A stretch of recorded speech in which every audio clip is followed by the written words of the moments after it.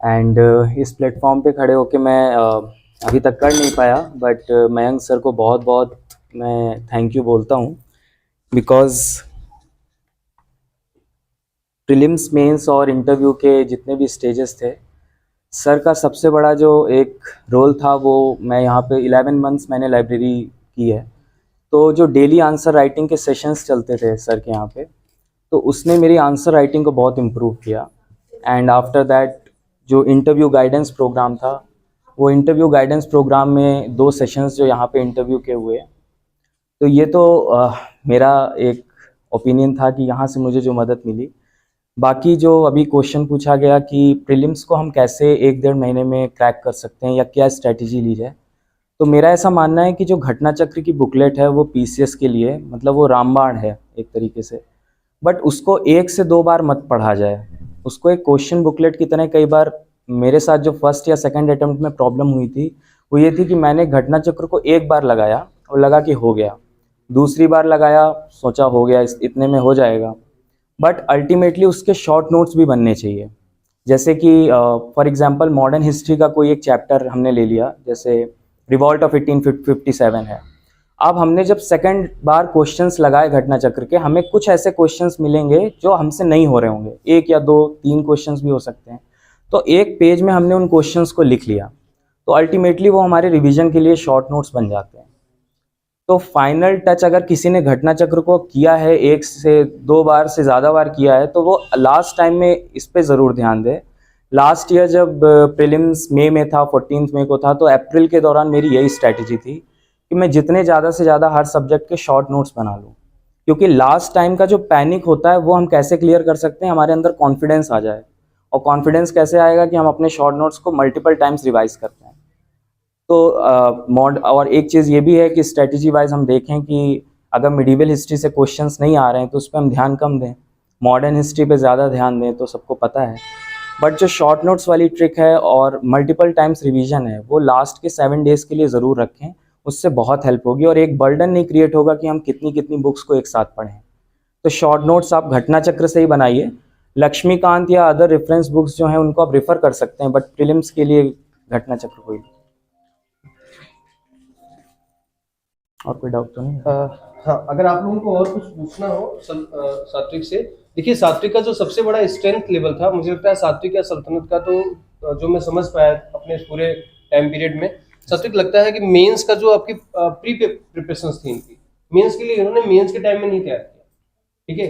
तो अभी तो प्रीलिम्स का प्रेशर है आपको, लेकिन एक चीज एकदम लिखित है कि सल्तनत है और सात्विक दोनों ने मेंस को ना मेंस के टाइम में प्रिपेयर नहीं किया, बल्कि मैं कहूंगा कि मेंस के टाइम में रिवाइज आपने किया, अच्छी चीजों को कंटेंट किया। क्योंकि सल्तनत जब आती थी तो इनका एक था, बहुत मैंने पहले भी बताया था, तब तो अपने पास ऐसा कुछ था नहीं जिसमें गाइड करें, 3 घंटे 4 घंटे की सल्तनत की बहुत बहुत साइलेंट स्टडी होती थी। मुझे लगता था कि शायद है कि अगर मच्छर की भनभनाहट हो तो उस पूरे लाइब्रेरी में सल्तनत को सुनाई दे रही होगी, इतना साइलेंट जोन इनका होता था।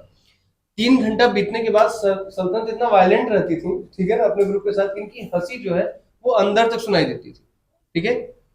ये क्राइटेरिया आपका होना चाहिए। अब सात्विक की बात करें तो सात्विक का ये था कि 4 घंटे, अगर ये 6 घंटे से 7 घंटे से ज्यादा ये यहाँ स्टडी रूम में नहीं रहते थे, ज्यादा नहीं रहते। लगभग इन्होंने 12-14 महीना अपने यहाँ पे कंटिन्यू, 11 महीना कंटिन्यू यहाँ बैठे, एक सीट पे बैठे, ठीक है ना, कहीं नहीं गए, ठीक है। तो दूसरी बात यह है कि ये 4 से 5 घंटा जब बैठते थे ना, तो सेम यही स्ट्रेटजी मैच करती है। देखिए आज रैंक हमारे पास में है, तो ये बातें आप टैली कर सकते हैं और हम भी टैली कर सकते हैं कि शायद कुछ ऐसा होता है, ठीक है। लेकिन इनका भी ये रहता था कि 3 से 4 घंटा बाद, अगर ये 3 से 4 घंटा बैठने के बाद ही अपनी जगह से उठते थे, तो ये तो मतलब बहुत ज्यादा इनकी ग्रुपिंग वगैरह नहीं रही, साइलेंटली ये क्या करते थे, या तो मेरे साथ आकर थोड़ी देर, आधे घंटे हम लोग बैठ के थोड़ा रिफ्रेशमेंट करते थे, या तो फिर कहीं चाय ले लिया, या तो फाइनली अगर इनका पढ़ने से मन उठ गया तो ये चले गए। और प्रीलिम्स के लिए अगर हम देखें तो सात्विक का जो प्रीलिम्स का लेवल था, अकेले हमारे यहाँ पे इन्होंने टेस्ट पेपर नहीं दिया, और न ही 100% सारी क्रेडिट मेरे ही ऊपर आती है कि इनके सिलेक्शन में सारा जिम्मेदारी मैंने ही निभाई है। ये खुद ही बहुत जिम्मेदार व्यक्ति रहे हैं, ठीक है, अपनी चीजों को ध्यान में रखते चलते थे। लेकिन टेस्ट पेपर में ये होता था कि जैसे कोई टेस्ट पेपर नंबर 1 इन्होंने लगाया, जो मैं अपना एनालिसिस देख के बता पा रहा हूँ, क्योंकि इतने प्रश्न इन लोगों से अभी 2-4-5 दिन में पूछे गए होंगे। सल्तनत भी तो मुझे लगता है कि मैं यहाँ बैठ करके कम से कम 20 मीडिया फेस किया था, ठीक है। और सात्विक भी लगभग वही उसी दौर से आए होंगे, ठीक है। तो मुझे लगता है कि इतने क्वेश्चंस के जवाब दे चुके होंगे कि अब क्वेश्चन क्या है और आंसर क्या देना है, इसमें भी थोड़ा सा अजीब सा लगता होगा। लेकिन जो हमने देखा पास होने के लिए, सात्विक अगर कोई पेपर दे लेते थे ना, तो उसका 150 क्वेश्चन आप दूसरे दिन से पढ़वा सकते हैं। मैं सर कुछ बताऊँ यहाँ बिल्कुल, पे। बिल्कुल अगर सर। कोई भी आप क्वेश्चन पेपर ज़रूर लगाएं तो एक चीज़ ये देख लें कि उस क्वेश्चन पेपर के बाद आपको एक्सप्लेनेशन भी मिला होगा, और कई क्वेश्चंस ऐसे इंटेलिजेंट गेस से सही हो जाते हैं जिसका आपको पता नहीं होता कि सही तो हो गया, आपने लगाया बट बाद में पता चला सही हो गया, तो उसको भी एक अलग बुकलेट बना लीजिए केवल एक टेस्ट सीरीज़ की, और उन क्वेश्चंस को भी लिख लीजिए ताकि पता चल जाए कि हाँ ये फ्लेवर इस टेस्ट सीरीज़ का है, यहाँ से हमको ये क्वेश्चंस पता चले। वो क्वेश्चंस बिल्कुल मत लिखिए जो आपको बिल्कुल बिल्कुल पता है या फैक्चुअल नॉलेज आपको है उस टॉपिक की। तो इस तरीके से टेस्ट सीरीज़ का भी एनालिसिस बहुत इंपॉर्टेंट है, जैसे घटना चक्र का है वैसे प्रीलिम्स के लिए टेस्ट सीरीज़ का भी है। बिल्कुल। तो वही चीजें मैं बता रहा हूँ कि जो भी टेस्ट पेपर इनके साथ हो जाता था, उनका मूल्यांकन जो है बहुत तबीयत से करते थे, और होता यही था कि आके डिस्कशन करते थे और मुझे ये भी बताते थे कि सर टेस्ट पेपर में ये क्वेश्चन जो है या तो डाउटफुल है या तो गलत इन्फॉर्मेशन है, क्योंकि मैंने चेक किया था। तो वो हम लोग बैठ के उसको डिस्कशन कर लेते हैं प्रॉपर वे में, और उसके अकॉर्डिंग फिर ये पेपर अपना खत्म करते थे। अब आप समझे कि ये और कहीं पे कोचिंग कर रहे थे, तो कम से कम 20 टेस्ट हमारा, ठीक है, 20 टेस्ट के हमारे साथ में 20 टेस्ट किसी और का, समझ गए ना। ये दोनों का क्रम बना करके इस लड़के ने डाउट सेक्शन निकाल लिया था कि डाउट की मेरी कॉपी क्या है। डाउट की कॉपी मेरी अलग हो जाती थी कि सर देखिए ये मैंने नोट्स बनाया है। इनकी एक चीज प्लस पॉइंट मेरे लिए रही, क्योंकि बहुत सारी चीजें मैंने सात्विक से उस समय भी सीखा कि सात्विक चाहे जहां से जो भी कंटेंट करके आते थे वो दिखाते थे सर इसको ओके रखो या नहीं, है ना, इसको अपने स्ट्रेंथ में रखना है या इसको बाहर करना है, ये मैगजीन आई है, ये किताबें आई हैं, इसमें कुछ काम भर की चीजें मिलेंगी कि नहीं, ठीक है। तो ये बहुत ट्रुथफुल रहता है कि जब आप अपने कंटेंट सीमित करना सीख जाते हो, शायद सही बात है ना, कंटेंट को कंसाइज करना सीख जाते हो। सल्तनत की सबसे बड़ी खूबी मैं आपको बता दूं कि छोटे छोटे पेजेस पे ना, इतने इतने बड़े पेजेस पे इस लड़की ने क्या किया है कि एक एक क्वेश्चन का ऐसा ऐसा सिनॉप्सिस तैयार किया है कि वो न भूतो न भविष्यति, वो हमेशा आएगा, प्रश्न में आएगा और उससे कंटेंट लिया जा सकता है पास होने तक। जब मैंने इनसे शुरुआती दौर में कहा कि कंटेंट, मैं सल्तनत आपको समझ नहीं पा रहा हूँ कि आपकी तैयारी किस लेवल में है, क्योंकि आपका कॉन्फिडेंस लेवल बहुत हाई है, ठीक है, तो कंटेंट लेवल क्या है आपका। तो कंटेंट लेवल मैंने बस ऐसे ही कहा कि सल्तनत कुछ नोट्स अगर आपने बनाया हो तो मुझे दिखा दीजिए, तो हम लोग उसमें बैठ के डिस्कशन कर ले कि हम क्या करेंगे। अच्छी सल्तनत, तो सल्तनत ने मुझे बिल्कुल आश्चर्य में डाल दिया। आप बिलीव नहीं करेंगे इस लड़की, फिर मैं वही बताता हूँ कि लोग प्रचार करते हैं कि मैंने रिजल्ट दिया, मैंने रिजल्ट दिया। मैं प्रचार करता हूँ कि रिजल्ट आप देते हैं, मैं नहीं देता। आप इस चीज को ध्यान रखिएगा, मैं बिल्कुल इस चीज को प्रचारित नहीं करता। बस ध्यान रखिए कि सल्तनत के नोट्स देखने के बाद मुझे जो थोड़े बहुत सुधार करने के लिए बताया मैंने बताया, वरना सल्तनत के नोट्स प्री प्रिपेयर थे। जैसे मैंने आपसे कहा कि इन लोगों का मेंस प्री प्रिपेयर था, छोटे छोटे जो आप लोग चिपकाने के लिए नहीं आते थे ना, छोटे छोटे इनके नोट्स आते थे, स्टिकी नोट्स, थोड़ा सा आगे। उसमें क्या होता था कि उस पे सल्तनत के नोट्स होते थे, और उसका जो सोसाइटी वर्ग का मैंने आंसर देखा तो मैं आश्चर्य में पड़ गया, यार इसमें कुछ छूटा ही नहीं है ना। इसमें तो आपने क्रक्स लाइन लिख रखी, अच्छा उस पे जो इन्होंने लाइंस लिख रखी थी उसका जो एक्सप्लेनेशन था वो बहुत ही बेस्ट पोजीशन पे आप कर सकते हो। तो ये इन लोगों की सबसे बड़ी स्ट्रेंथ है, ठीक है।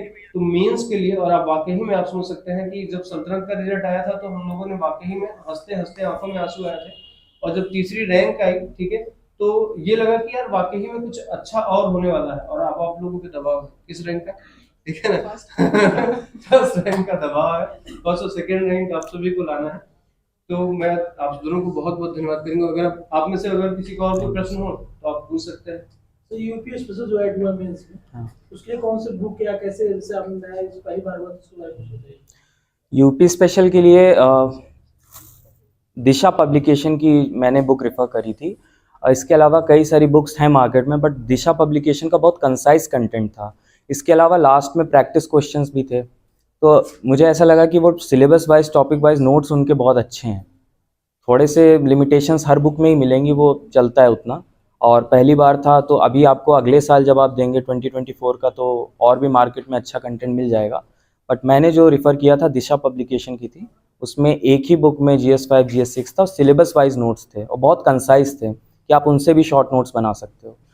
तो GS5-6 के लिए आप शॉर्ट नोट्स पे यही स्ट्रेटजी रखिए कि सिलेबस के हर एक पॉइंट को पकड़िए और हर एक पॉइंट पे नोट्स उसमें दिए हुआ है अपने आप, तो बस एक माइंड में रहे कि जब वो एग्ज़ाम आ जाए या जब आप टेस्ट सीरीज़ लिखने जा रहे हो, टेस्ट लिखने जा रहे हो, तो वो माइंड में वो सारे पॉइंट्स आपके चलने चाहिए, तब आप अच्छे से आंसर राइटिंग कर पाओगे। जीएस 1 से 4 तक के जो मॉडल आंसर्स है घटना चक्र के भी आते हैं, बाकी सब के हम्म। आते हैं, तो क्या उसको भी प्रेफर कर सकते हैं कि आप खुद का मॉडल बनाए, या मतलब कैसे कि आप मार्केट में कोई घटना चक्र वाला आप प्रेफर कर सकते हैं, मैंने किया था GS 1 to 4 वाले में। अब जैसे अगर आपके कोई कोचिंग है उसके नोट्स भी हैं तो वो भी हेल्प करते हैं, बट कई बार वो सिलेबस के पॉइंट्स थोड़ा डिविएट हो जाता है, बहुत सारी नॉलेज यूपीएससी वाले भी उसमें कंटेंट आ जाता है।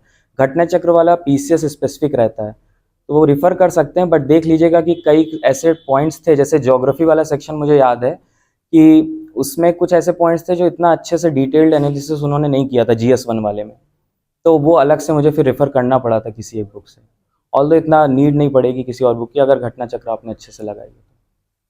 कंटेंट बस ये है कि सोर्सेज को बहुत लिमिटेड रखिएगा मेंस के लिए भी, और जो भी बुक पढ़ी है उसके शॉर्ट नोट ज़रूर बनाइएगा, क्योंकि लास्ट टाइम जब वो प्रेशर आता है कि 2 पेपर एक दिन में हैं और सर आप समझते हैं, तो उस समय पे रिवीजन बहुत इंपॉर्टेंट है, वो फैक्ट्स माइंड में रहने चाहिए ताकि वो इसीलिए मैं बार-बार आपसे कंटेंट कह रहा अच्छा हूँ हो। ना, वो जो छोटे नोट्स मैंने बताया, इनका भी एग्जांपल दिया, सल्तनत का, सात्विक का भी एग्जांपल आपके सामने रखा हूँ ना, वो चीज़ ना आपके पास ऐसे होने चाहिए, ऐसा मतलब वो समझिए कि एक तरीके से वो आपके हाथ की डायमंड रिंग है, मुझे उससे ज़्यादा कीमती कुछ है ही नहीं एग्जाम टाइम में, क्योंकि एग्जाम के टाइम में है ना, दिमाग इतना तेज भागने लगता है, कोई भी कुछ बता दिया, ये मार्केट में आया है, ये बहुत अच्छा कंटेंट है, तो हम लोग उसको पकड़ने के चक्कर में ना, उससे नयापन देने के चक्कर में बहुत भागते हैं वहाँ पे। लेकिन जब आपके पास एक बेसिक स्ट्रक्चर रेडी हो जाएगा ना, तो फिर समस्या नहीं आती, क्योंकि अपडेशन ना वो मौखिक भी 2-4 लोगों से बातें करके भी, मैगजीन्स देख करके, या उस समय के ट्रेंड में क्या चल रहा है उसको फॉलो करके हम कवर कर सकते हैं। लेकिन एग्जाम से पहले बेस का बनना बहुत जरूरी है ना। और मतलब ये सात्विक का मुझे याद है कि इन्होंने अपने से सिलेबस डिजाइन किया, पूरा सिलेबस डिजाइन किया था, कई पन्नों में सिलेबस आपने डिजाइन किया था, मेरे साथ डिस्कशन किया सिलेबस में कि सर ये सिलेबस चेक कर लीजिए। मुझे 3-4 दिन लगा उस सिलेबस को डिजाइन को चेक करने में, और मैंने चेक किया तो मुझे लगा कि 100% एक्यूरेसी, थोड़े बहुत जो चेंजेस थे उसको चेंज करके, वरना लगभग कहा जाए कि 90% सिलेबस इन्होंने डिजाइन किया अच्छे तरीके से, और उसको डेट टू डेट रखा। मतलब वो हम जैसे कोचिंग संचालक जो कोचिंग चला रहे हैं या आपका गाइडेंस दे रहे हैं ना, हकीकत में आपको वही मुझे प्लान देना चाहिए, ठीक है। लेकिन जब छात्र अपने से प्रिपेयर करता है ना, अपने टाइम को मैनेजमेंट करता है, मैनेज करता है, और डिसाइड कर लेता है कि उसी सेम डे मुझे ये चीज पढ़ लेनी है। और फिर मैंने आपसे बताया, इनका सिलेबस अगर 5 बजे खत्म हो जाता था तो ये चले जाते थे, और इनके बारे में बता दूं, इनका सिलेबस नहीं खत्म हो जाता था तो लाइब्रेरी में, इस पूरे क्लासरूम में 2-4 बच्चे बैठते थे, घर से घर वाले लेने आते थे, तब ये जाती थी, न ठंडी न गर्मी और न बरसात। मतलब मैंने भीगते जाते हुए, भीगते भी वो देखा है ना, इनका भाई चैंपियन है, हीरो है ना, वो आता था और दोनों भीगते हुए जाते थे, इस बात का फिक्र नहीं क्यों, लेकिन सिलेबस को पूरा करके जाते थे।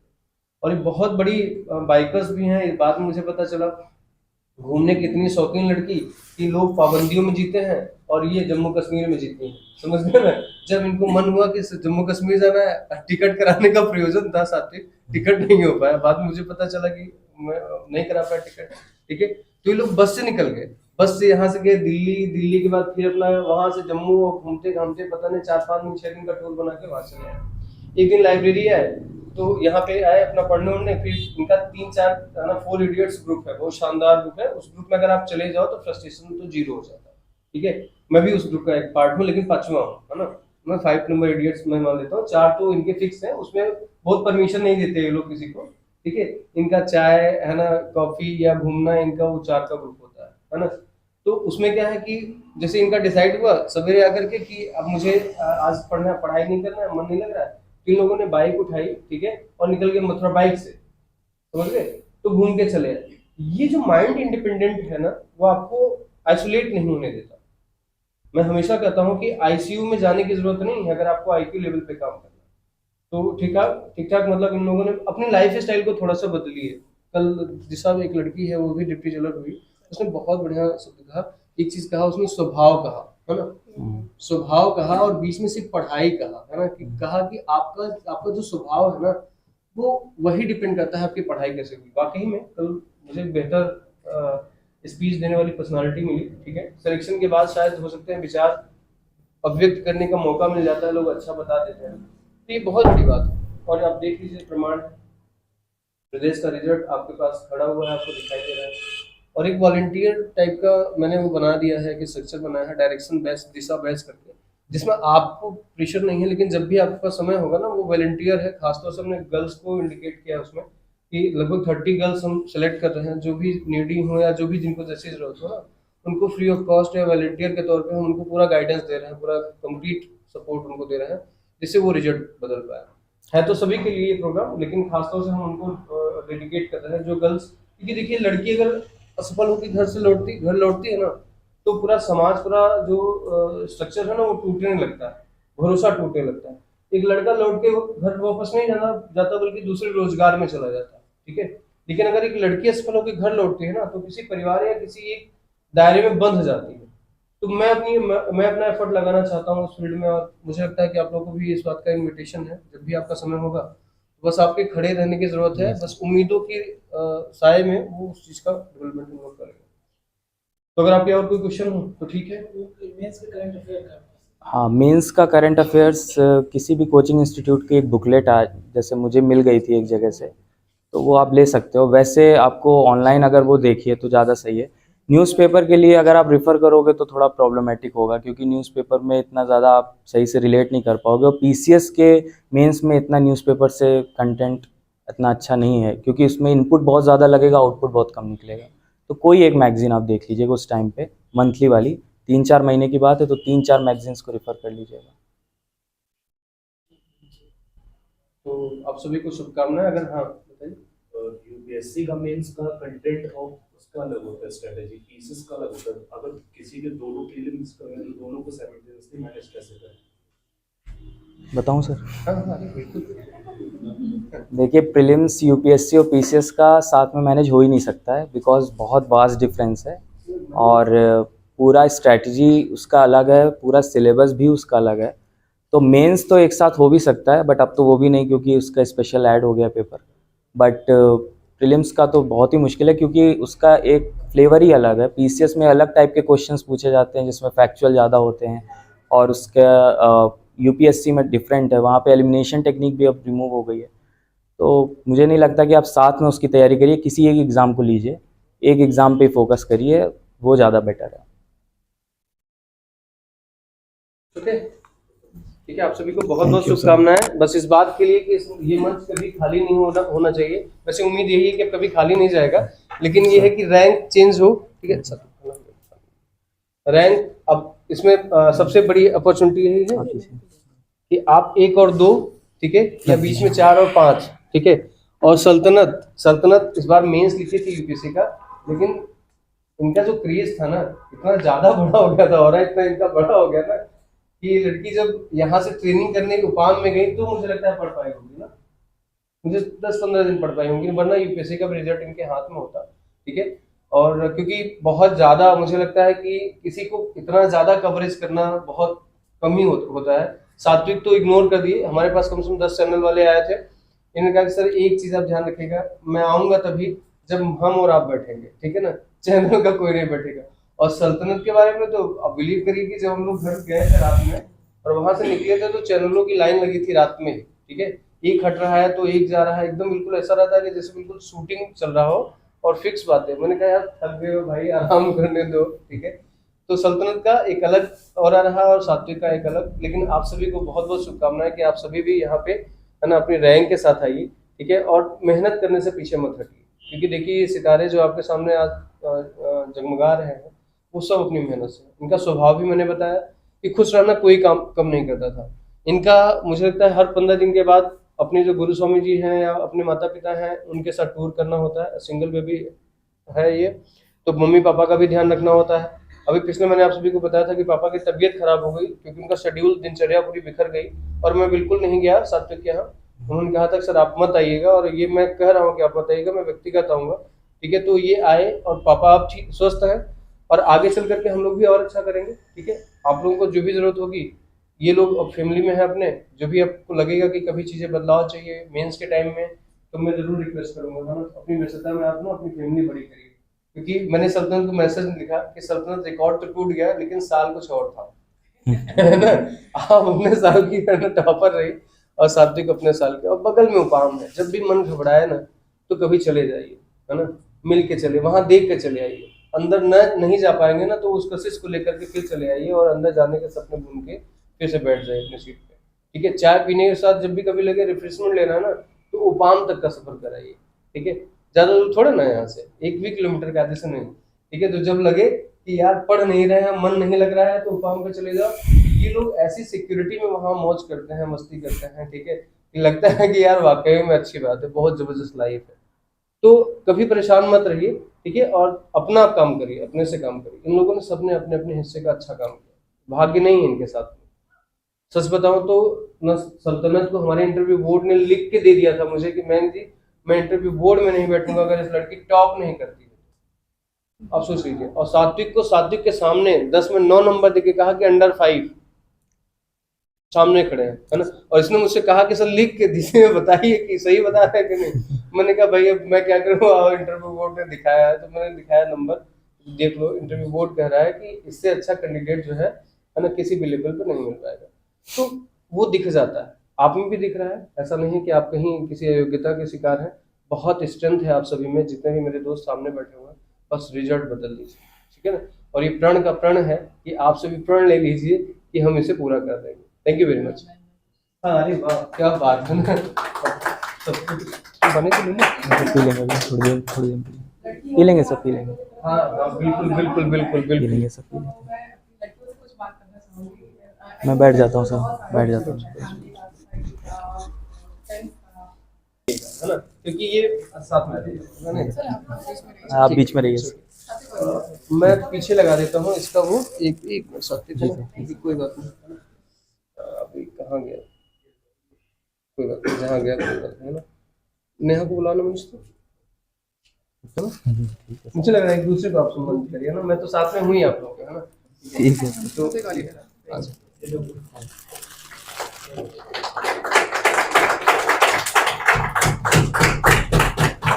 Thank you very much. Thank you, और ma'am. आप सभी से एक रिक्वेस्ट बस इतना ही है कि आप बताएं इस बात को कि ये हमारे होनहार चेहरे हैं, ठीक है। और वाकई में अब ये तो सिर्फ इस बात के लिए नहीं कि इनको धन्यवाद किया जाए, बस कि इस बात के लिए कि इनका सहयोग भी इस मामले में चाहिए। और यहाँ बैठी लड़कियां खास तौर से मैं आपको यहाँ पे एकदम बिल्कुल अनाउंस कर रहा हूँ, अगर आपको किसी भी समस्या कोई बात, अगर कोई व्यक्ति एक बात भी बोल देता है ना, तो अगर उसकी सूचना मुझ तक आएगी तो वो व्यक्ति यहाँ से उसी क्षण हट जाएगा। अगर आपके स्वाभिमान को कोई एक शब्द भी उठाने वाला व्यक्ति आता है, ठीक है ना। और आपकी सुरक्षा के लिए इस पूरे एरिया में जब भी हूँ एक ब्रदर, एक भाई की तरीके से, आप अपने गार्जियन की तरीके से इसका प्रयोग कर सकते हैं। अब तो आपके साथ प्रशासक भी हैं, ठीक है ना, ठीक है। तो इस बात के लिए निश्चिंत रहिए। और दिशा बैच जो हमने बनाया है ना, वो डायरेक्शन ही बनाया था, उसका सिर्फ एक फार्मूला हमने डिजाइन किया था कि W बराबर FS इंटू कॉस थीटा। अक्सर मैं इस बात करता हूँ, ठीक है, कॉस थीटा। तो आप देखिए ना, न्यूटन का लॉ कहता है ना कि एवरीबॉडी जो काम करता है ना, वो सिर्फ इस पे काम करता है, फोर्स इंटू डिस्प्लेसमेंट पे काम करता है। और आप जानते हैं कि सर पे कितना भी बोझ ले लीजिए ना, उसका वैल्यू हो जाता है 0। तो सब कुछ डिपेंड करता है किस पे, डायरेक्शन पे, ठीक है। तो सॉरी सर, ठीक है। तो हमने डायरेक्शन बैच ही इसलिए बनाया है कि उसमें अच्छी तरीके से आपको जो भी डायरेक्शन आपको चाहिए वो मिल जाएगा। ऐसा नहीं कि हमने दोस्तों को छोड़ रहे हैं, बॉयज को छोड़ रहे हैं, समझ गए ना। उसके लिए सात्विक का बैच बनाया हुआ है, ठीक है ना। उसके लिए सात्विक का बैच बनाया, और अब दोनों में कंपटीशन होगा, ठीक है ना। और हर महीने मैं आपको आपके लिए एक सरप्राइजिंग प्राइस अनाउंसमेंट करूंगा, जिसमें आपकी फीस माफ हो सकती है यहाँ पे जो भी आप पेड कर रहे हो, ठीक है।